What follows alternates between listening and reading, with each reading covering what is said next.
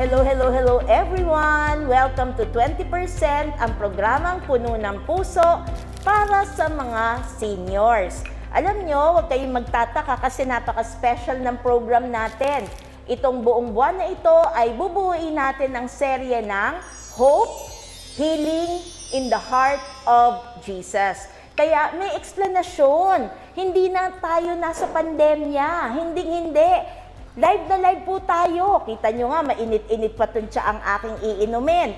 Pero ipapaliwanag lahat yan ng ating napaka-special guest sa mga araw na ito at mga darating pang Lunes. Walang iba kung hindi ang ating minamahal at kinasasabikan, Father Jack Arada. Father, mag-hello ka naman sa ating mga kameryenda ngayong hapon. Yan, magandang hapon po sa inyong lahat, mga kameryenda, mga kapatid, mga lolo at lola na nakikinig sa amin, nanonood ngayong hapong ito. So, Father Jack, wala naman nagbago sa'yo. Gwapong-gwapo pa rin at paring-pari pa rin. Let us praise the Lord. And give Him thanks. So, alam nyo, lolos and lolas, nahihirapan ako kasi hindi ako makainom ngayon ng tsaa. Kayo na lang ang uminom para sa akin, ha? Kaya, ready pa rin ito, no? So, kayo na, uminom na kayo sa kani-kanyang mga bahay ninyo. Pero tulad ng aking sinabi, hope and healing in the heart of Jesus. Kasi pag buwan po ng Hunyo, inaabangan niya no, ng mga apostolado ng panalangin, Father. Kasi piyestang-piyesta yan. Pero hindi lang ho sila ang nagdiriwang ng kapistahan. Lahat ho tayo. At dahil ang puso ni Jesus ang nagpapatibok sa ating mga puso, babasahin ko muna ho ngayon ang salita ng Diyos. Okay. So from 2 Corinthians chapter 1 verses 3 and 4. Blessed be the God and Father of our Lord Jesus Christ, the Father of mercies and God of all comfort, who comforts us in all our affliction, so that we will be able to comfort those who are in any affliction with the comfort with which we ourselves are comforted by God. Let us praise the Lord. And give Him thanks. Talagang very comfortable, no? Very comforting ang salita ng Diyos. So, Father Jack, ang una ko munang gustong itanong sa'yo, bago pa ba dineklara ang Jubilee year natin, ikaw ba ay isang taong hopeful? Punong-puno ka ba talaga ng pag-asa o mahina yung loob mo? Siguro hinubog ng maraming karanasan yung sense of hope na konektado din sa sense of faith. At kaya daw meron tayong kakahihang umasa kasi merong kasiguruhan yung pagbubuhos ng pagmamahal ng Diyos. No? Kaya hinubog siguro ako ng maraming karanasan sa buhay. Bata pa lang ako, parang marami ng unos na humagupit sa buhay pamilya namin. No? Sobra naman, Father. Talagang unos, Yes. hagupit talaga. Parang pag ikaw ay titignan ng sino mang tao, napakakalmado mong tao. Minsan nagjo-joke ka na pero kalmadong-kalmado pa rin, di ba? Pero may mga ganun palang pangyayari sa buhay mo. Pero Father, laking lolo ka ba o laking lola ka ba? Naranasan mo ba ang kanilang presence sa buhay mo? Kasama namin sa bahay ang lola ko. No? Kasi ang nanay ko ay makananay. No?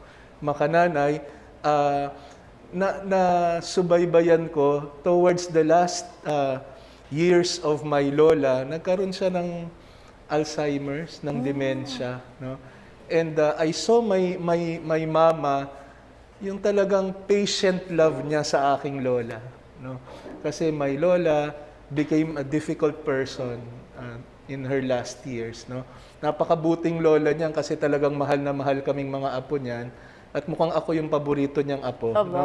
Talaga namang kapag may gusto akong pagkain ay yayayain niya ako. Talagang meron siyang ihahanda. At naalala ko ang lola ko, gusto niya talaga na maabutan akong maging pare. No? Kaya pag tatanungin niya ako ilang taon pa, talagang bibilangin niya sa daliri niya. Bibilangin sa daliri kung ilang taon pa. Hindi niya lang inabot na maging pare ako eh. Tapos tuwing lalapit ako sa kanya ay hinahaplos niya yung mukha ko. Yung parang gusto niyang damahin yung parang she was assuring me na bahagi ako ng lahat ng mga pangarap mo sa buhay. No? Napaka-touching naman, Father. Alam ko, ang ginaganyan lang, baby. Pero ikaw, naranasan mo sa lola mo na Yes, hanggang yes. paglaki mo, halos minimemorize niya yung features Yes, ng iyong muka. So, na-compare mo, masakit pala yan sa'yo, Father. Kasi nakita mo siya ng kalakasan niya, Yes, oo. tapos nakita mo siya nung Humina, nag-deteriorate oo, siya. oo. So, pagka ganon, madaling tanggapin, no, yung naging pagbabago niya. Kasi ang pinuhunan niya sa'yo ay May puhunan ng pagmamahal. pagmamahal, oo. At nung naalala ko, magbibigay ako ng talk sa Sacred Heart School. Naalala ko yan, ano? Nung namatay ang lola ko. At ang kasama niya sa ospital, ang aking nanay. No? At sabi ng nanay ko, yung huling hininga ng aking lola, nakayakap sa may dibdib niya kasi nahihirapang huminga. No? Pero ang hindi daw niya makakalimutan, nagpasalamat sa kanya ang lola ko. Sabi sa kanya, alam mo, hindi ka pababayaan ng Diyos, hindi ka pababayaan ng mga anak mo, kasi hindi mo ko pinabayaan. Kasi hindi mo ko pinabayaan. Yan ang ayaw ko kausap si Father eh. Like, siya yung may kapangyarihan na magpalaglag na luha ko. Kasi talagang punong-puno ng pagmamahal yung mga alaala na ibinabahagi mo, Father. So, very timely naman at natatandaan mong Sacred Heart School. Yes, Yung pangyayari na yon na kasalukuyan, simultaneous na gaganap. Yung pag-alis ng iyong lola. Yes, Ilang taon po ang inyong lola nung siya'y namayapa? 75, mga ganoon siya nung pumanaw. Oo. Tapos imagine, no, very warm person sa kanyang paglisan, nasa dibdib talaga ng iyong ina. So parang na-reverse yung role. Ang iyong nanay ay hindi lang Yes. nanay para sa inyong magkakapatid, kundi dumating yung panahong umikot, no, ang gulong ng buhay nang nagpakananay na siya para sa kanyang ina. Yes, very very strong ang personality ng lola ko, lawyer. She is a lawyer and during their time, double profession pa, midwife din siya. Aba! No? Alam niyo siya yung nagpaanak sa nanay ni Bishop Sok. Yung unang dalawang kapatid ni Bishop Sok, siya ang midwife. No? Talaga Kaya naman. sa Pateros, magkakamag-anak kami halos lahat. Eh, Oh. no? Kaya very strong yung personality niya, di nagpapatalo yan sa usapan, sa mga kwentuhan, sa opinion. Ano? Pero I think it was difficult for her during yung last years niya na she has to be dependent. No? Pero binuhusan niya ng pagmamahal yung mga anak niya, kaya hindi siya pinabayaan. So, Father, naaalala ko, ewan ko ba, sa mga lolo't lola, alam na alam niyo yung kumadrona. Pero yung mga tao ngayon, hindi na nila alam ano yung kumadrona. Midwife po. Para sa mga apo niyo, ipaliwanag niyo, midwife yon na nagpapaanak sa mga nanay. So, katumbas din sila ng doktor, pero ang specialization nila, pagpapaluwal ng mga sanggol. Pag hindi na kinakaya ng midwife, pinadadala yan sa ospital. So, hindi sila yung nagmamanage ng mga cesarean, tama po ba? Ito yung normal delivery. Tama. So, Father, ibig mo sabihin, ang lola mo ay life giver. Yes. Di ba? So, imaginein mo, ngayong pari ka na, yun pala ang history. Sa lola mo pala, hindi pala bukasyon mo lang. Tama. Nasa lola mo, ang seed ng bukasyon dahil ilang bata. At sabi mo pa nga, related kay Bishop Sok, Yes, ang kanyang mga pinanganak. Kailan niya naisip mag-lawyer? Simultaneous niya bang ginawa yan, Father? Sobra naman ng lola mo. O bata, sabi niya kasi yung isa kong lola, pharmacist and teacher. Talagang Pharmacist and teacher. Kaya double profession daw silang magkakapatid. Very important yung education nung panahon nila. So grabe naman ho, dalawa-dalawa pala talaga yung tinatapos, Yes, dalawa-dalawa yung ginagampanan sa buhay. So talagang marami kang pagmamanahan, Father. Pero talaga po ba difficult itong lolos and lolas natin? I'm sure isa sa mga fear nila, hindi lang yung sakit eh. Yung pagkalimot. 'di ba? Yes. Isa 'yan sa kinalulungkot ng mga tao na hindi bali na raw magkaroon sila ng ibang sakit, wag lang yung Alzheimer. Totoo. Kaya lang hindi mo naman pwede piliin yun, Father. So palakasin mo naman ang loob ng lolos and lolas natin na kahit nagbabago yung pananaw, ugali, pagtanda, paano nga naman yung kaluluwa nila? Sumasama na ugali kasi. Di ba pag Alzheimer's po, nagdi-deteriorate, wala ng judgment, wala ng filtering. Paano po natin itutulong yan sa ating mga lolos and lolas? Alam nyo, yung puhunan ng mga lolo at lola, yung pagbubuhos ng pagmamahal. No? Kaya kapag nagbuhos ng pagmamahal, alam natin na magbubunga ito ng hinubog nating pagmamahal sa mga anak, sa mga apo. No? Kaya nagbubunga. No? Hindi nasasayang yung pagmamahal na ipinupunla. So Father, ang counting pala nun, yung past, yung marami mong ginawa, nung maliwanag pa isip Yes, mo. oo. Kaya dapat ho pala, lolos and lolas, magbait-baitan na tayo. Kasi bandang huli, wala na palang filtering talaga, Father, ano? Opo, Kasi opo. kahit mahal mo sa buhay, sasagutin mo na, yung i-defy mo na, magre-resist na. So tama nga po, grasya ng Diyos po yun, ano? Na hanggat malalakas po tayo, be humble dahil alam natin there will come a time na we will lose control of ourselves. But now, na nandyan pa tayo sa pwesto at pwede pang magdesisyon for ourselves, always choose to be kind and always choose to be right. Yung tamang landas po. Malinaw po ito ha. Si Father, naranasan niya yung kahinaan ng lola niya, pero naranasan din niya yung kalakasan ng kanyang lola. Punta naman tayo, Father, sa mga pangarap. So dahil laking lola ka din, meron ba siyang sinasabi sa iyo na sana apo, ikaw pangarap ko ganito ka? May ganun ba? Yung maging pare. Maging pare. Dahil ang lola ko at ang nanay ko ang nagsasama sa akin sa simbahan. Oo, Naging sakristan ako grade 2. pambata. Grade 2. Kaya silang nagdala sa akin, sabi sa akin, magsakristan ka. Kasi nung bata ako, nakitaan na nila ako ng bukasyon sa pagpapare. Nagmimisa-misahan, nagpuprosesyon kaming magpipinsan. No? At dahil doon, sabi nila, magsakristan ka. No? At talagang malaki yung lugar ng lola ko, no? Sa pagpupunla ng bukasyon sa akin. Pero Father, balikan natin. Sakristan ka na ng grade 2. Pero nung araw kasi Father, grade 1 pa lang, nagpa-first communion na communion tayo. na, oo. Kaya noon pa lang, naiintindihan mo na yung ginagawa mo. Yes, oo. Pero first time ko narinig na nagpapari-parian na, pero nagpo-procession po. Medyo ibang side yon. Yung mga ibang pari, kasi pag nai-interview ko, Father, pari-parian na sila, pero yung misa. Pero hindi kasali yung procession. Naanuhan ko yung mga pinsan ko, no?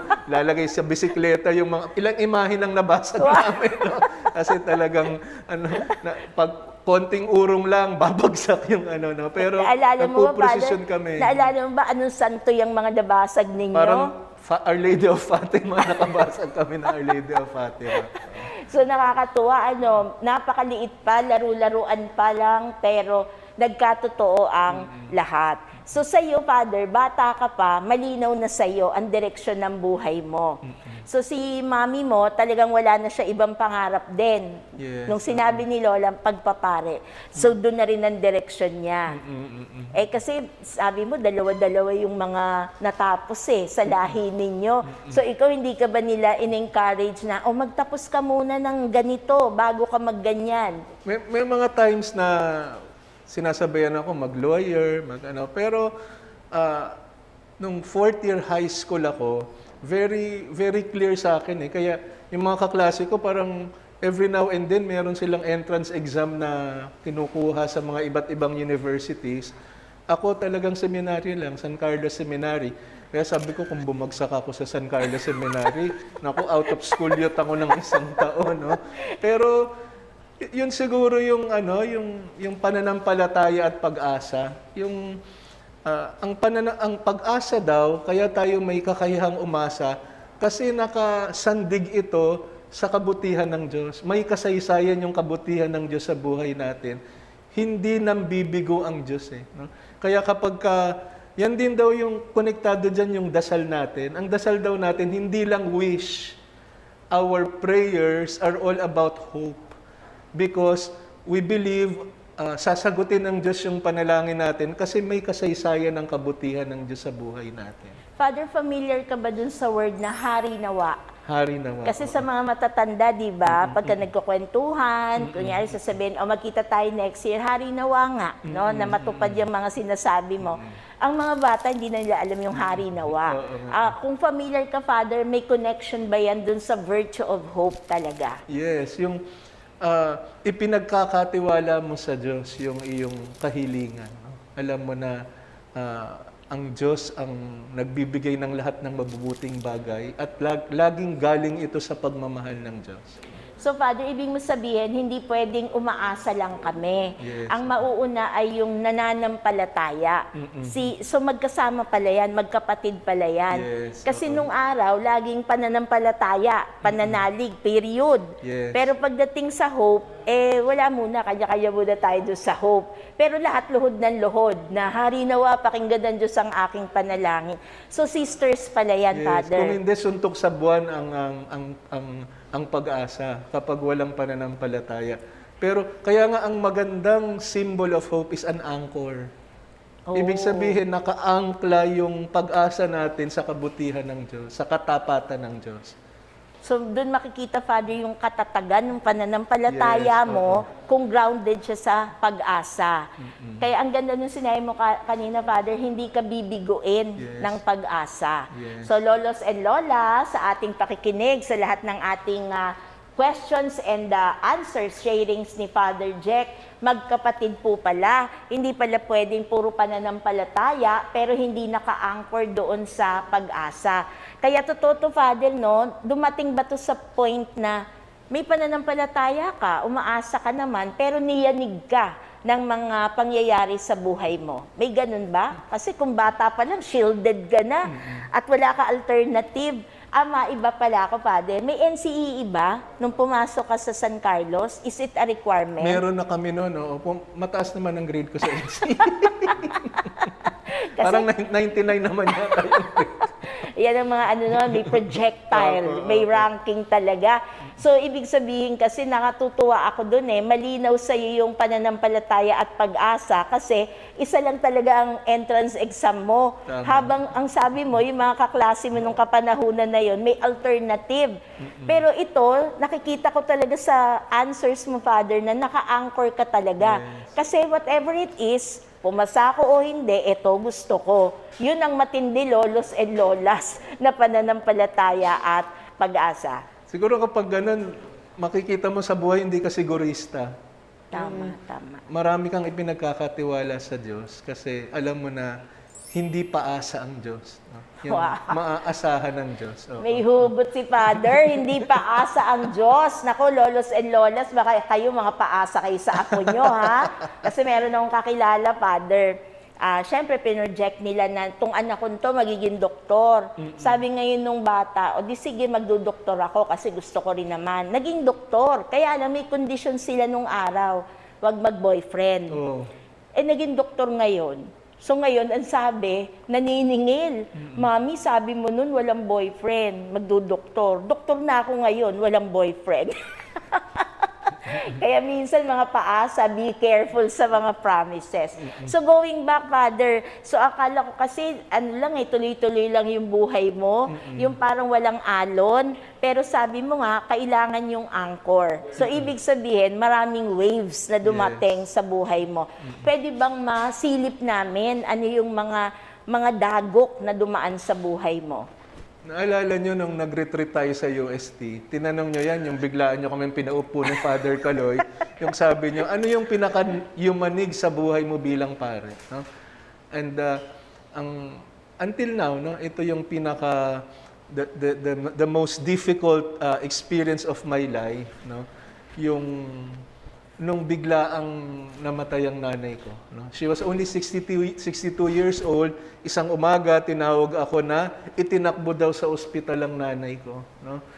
At nung pumunta ako sa ospital, nire-revive na yung nanay ko. Nire-revive na yung nanay ko. At ang dami-daming naglalaro sa isip ko. ang isa sa mga dasal ko sa Diyos, sabi ko, para namang may utang na loob sa akin ng Diyos kasi nagpari ako. Bakit hindi man lang ako hinayaang magpaalam tsaka magpasalamat sa nanay ko? No? Very difficult yung experience na yon. At sabi nga nung parish priest ko, nung nakaburol daw ang nanay ko, di daw ako nagsasalita. Sabi niya, nakaupo ka lang sa tabi ng ataol ng mama mo, pupunta ka lang sa CR, babalik ka, kakain ka ng konti. Hindi nga raw ako sumasabay kumain sa iba. Mabilis lang daw, magpapahinga sa gabi, gigising sa umaga. Yung parang, naaalala ko nun, parang sinusulit ko yung bawat oras na kasi pag nilibi ang nanay ko, yun yung nasa isip ko, hindi ko na siya makikita uli. No? Hindi ko na siya makikita uli.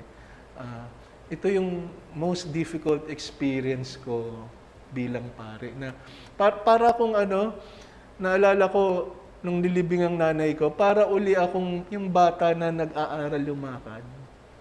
No? Kasi yung You parang have to start all over again. pag niyanig yung pananampalataya mo, ay kailangan mong mag-aral uling lumakad. Kaya, di ba, ang mga tao laging humihiling sa pari na pagdasal niyo po kami, kayo po ang malakas sa Diyos. Pero may panahon na ang pari niyayanig din ang pananampalataya. At minsan ay nahihirapan din ang pari na kumapit ng mahigpit. Alam niyo po, lolos and lolas, alam ko napakasakit na binabalikan yung mga ganong pangyayari sa buhay, pero nandun din yung learning experiences natin. And very true, kaya pagka may chance ako to interview Father Jack, parang napansin mo, Father, laging bumabalik ako dun sa moment na yon. Kasi alam niyo, nasaksihan ko yung panahon na hindi gaya na itsura ni Father Jack. Nung namatayan talaga siya ng nanay, parang tinanggalan mo siya ng buhay. Parang zombie, yung kumikilos, gumagalaw ang kamay, pero wala yung spirito doon sa katawan. At nung nangyayari yun at pinagdadaanan, ang pakiramdam ko talaga, ako yung nanay. Habang nakaburol yung nanay, sabi ko, kung nakikita lang siya ng nanay niya, ng mother niya, mararamdaman niya na sobra-sobra yung pagmamahal ng anak para sa kanyang nanay. Na sa puntong yun, hindi lang basta pagluluksa yung naranasan, kung hindi, bahagi ng puso ni Father Jack nung panahon na yon ay naging itim. Ibig sabihin, lacking in oxygen na yung puso mo, Father, nung panahon na yon. At halos nagtatanong din ako sa Diyos na paano kaya babangon muli si Father Jack. Kaya dun sa journey na yon, Father, I always go back to that. Kasi dun ko nakita na nakaangkla ka sa Panginoong Diyos. Kasi nakita ko paano mo tinanggap yung pagkasawi na yon, no? Yung lungkot. Father, mga ilang taon yung grief na pinagdaanan mo, yung mourning and grieving? Pagka daw kasi nanay ang nawala, hindi naman daw nawawala yung sakit. Yung parang kinakasanayan lang. Kaya ako magkikwento ko na naluluha pa rin ako. No? Totoo. Yun lang binabalikan ko kapag tinanong ako, sino yung nagturo sa akin para maging mabuting pare? Yung nanay ko ang nakikita ko. No? Yung sabi nyo nga, paano ako babangon? Ang tagal bago ko tinignan yung pictures nung burol ng nanay ko tsaka nung libing. Ang tagal din bago ko binalikan yung memory na nasa ospital, pinuntahan ko. Pero when I had the courage to look back, pinagmasdan ko yung mukha ng nanay ko. Ang kinamatay ng nanay ko, abdominal aneurysm . Masakit daw yun kasi yung malaking ugat sa may tiyan, pag pumutok daw, very painful. No? Pero parang hindi nahirapan, very peaceful. And I realized, kasi ang nanay ko parang nag-practice mamatay ng maraming beses. No? Parang nag-practice Praktisado. Yes, oo. Nung kinikwento niya kasi nung nag-asawa siya, maayos na yung trabaho niya sa Mobil Oil Philippines . Maayos ang trabaho, maayos ang sweldo. Pero sabi ng tatay ko ay kailangang mag-resign para mag-alaga ng mga anak. Alam mo, Wow. she died. No? She died.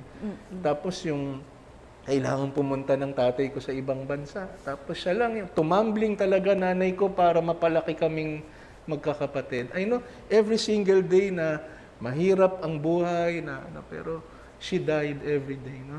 So, Father, 24/7 dying yan. Yes, oo. Kasi single-handedly, habang nasa abroad, malayo yun. At wala pa namang, FB, Messenger, Yes, wala yes. pang technology. So, single-handedly talagang namamatay sa bawat araw. Tapos, dumating pa yung punto,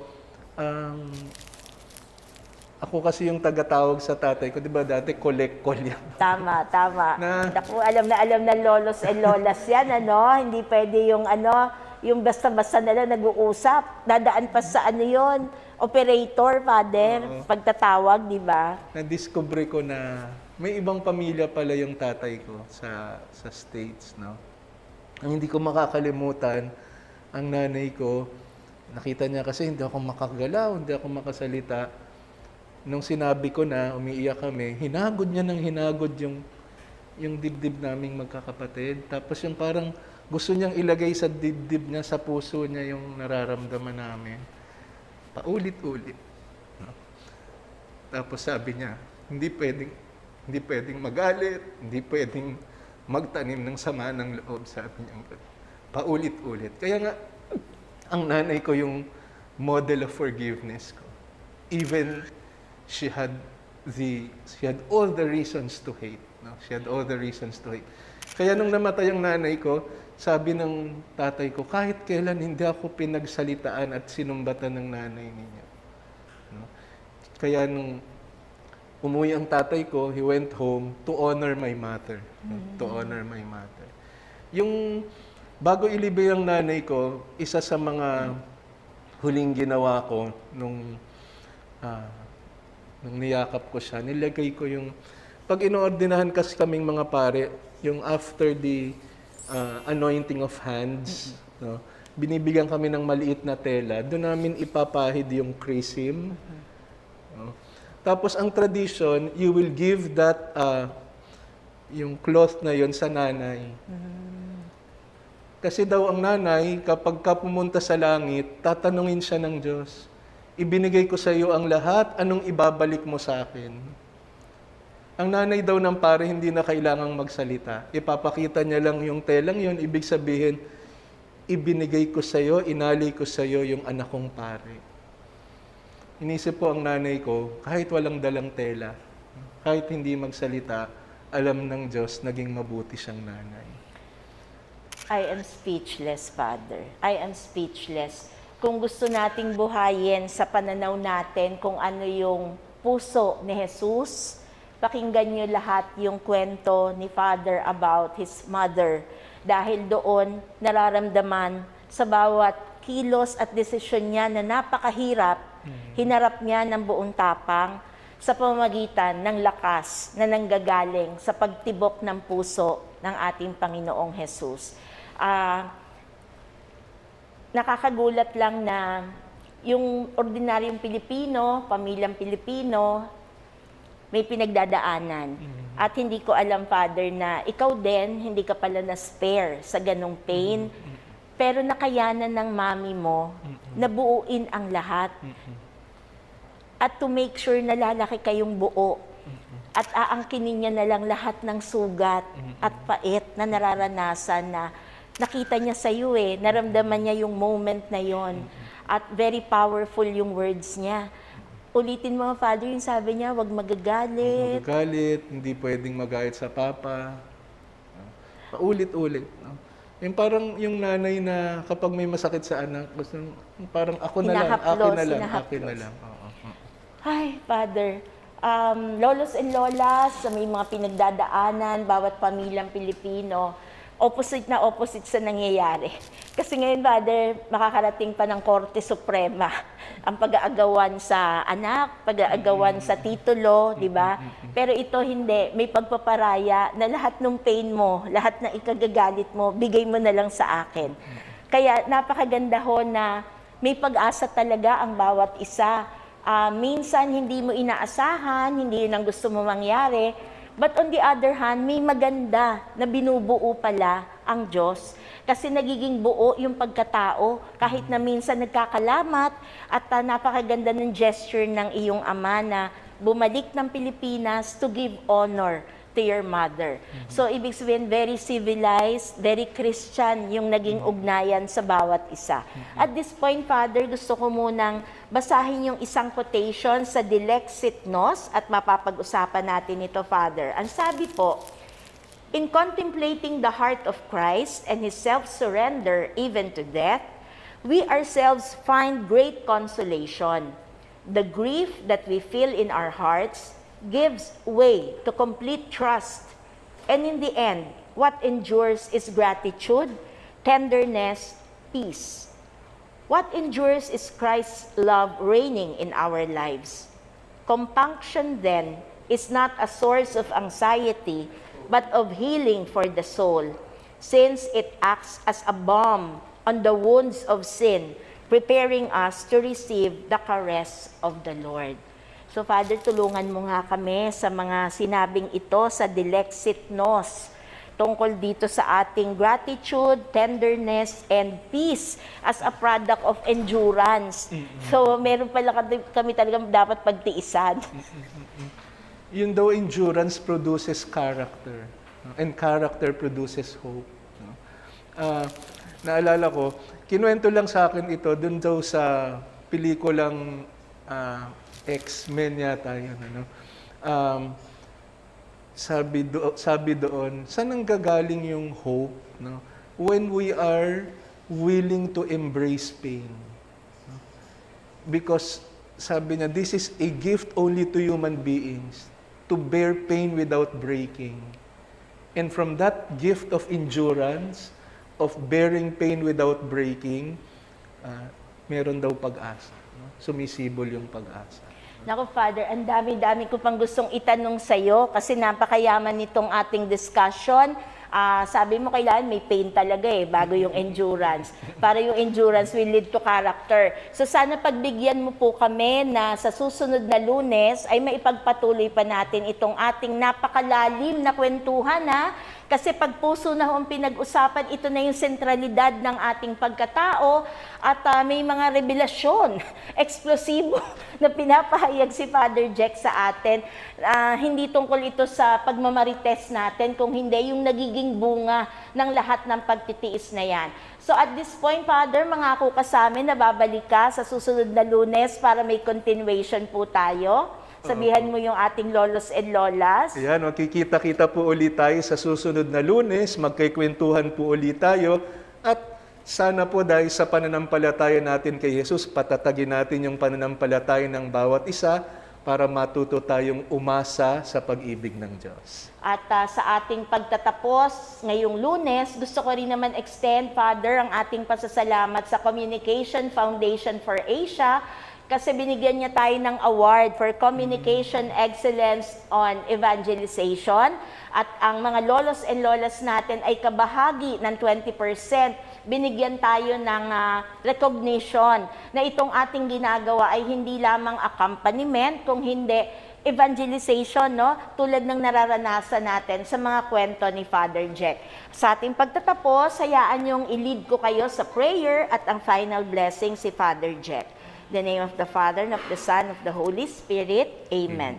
Sacred Heart of Jesus, I pray for your healing touch upon my body, mind, and spirit.